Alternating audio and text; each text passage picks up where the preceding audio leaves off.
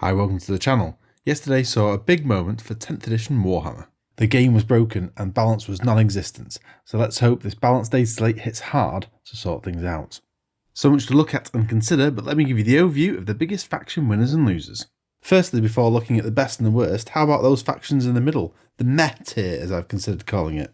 GSC, they took bigger nerfs than Eldari did, and have been brought down in power, however, still in the top few factions. Custodes, their faction rule has been ruined as it does nothing against dev wounds, however there's still a lot of mortal wounds in the game for it to help against, and they remain really strong. Admech, considering Death Guard got a new great rule and points, the Admech rule update is a bit meh, good points drops but doesn't really fundamentally change the faction. Votan, again lots of points changes but the faction needed more than just that. They are still a Spiral faction, just a little more powerful. Chaos Demons, the Monster Mash build has gone up a bit but other units have gone down, still a strong faction and just needs a rejig of lists.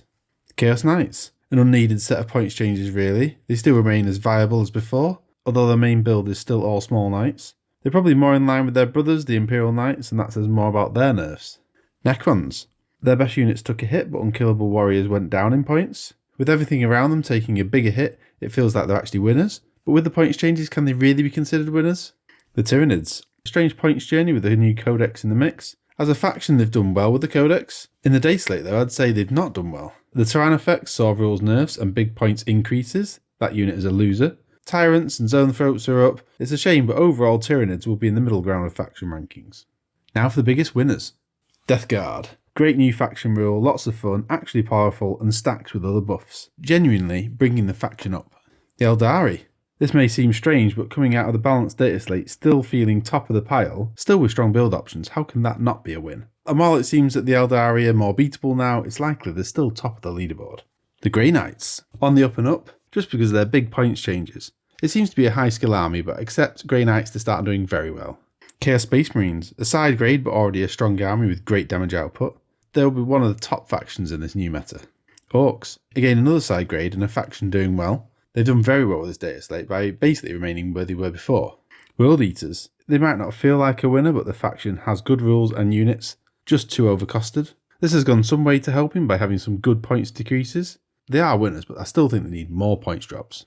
The Space Marines. Generic Space Marines saw favourable points changes in lots of areas, especially Primaris Dreadnoughts. They've gone up in the faction rankings and then Blood Angels, Space Wolves, Black Templars and Dark Angels all had sweeping points decreases, which only brings them up.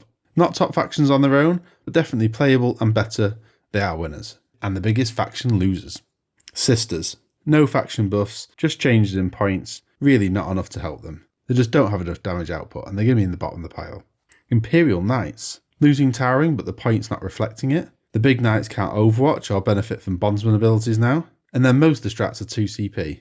This is a real big hit to the faction. Deathwatch. They've had a really big smackdown with their rules and points. Their special ammunition doesn't work with their best weapons. They have definitely lost out. Astra Militarum. Indirect got nerfed heavy again with points, but tanks went down, so it will actually promote different list styles at least. Guards having such a low win rate though, I feel they should have not taken any extra hit, as well as any extra bonuses. So I'm not sure the result of this is actually going to pull them up. Tau.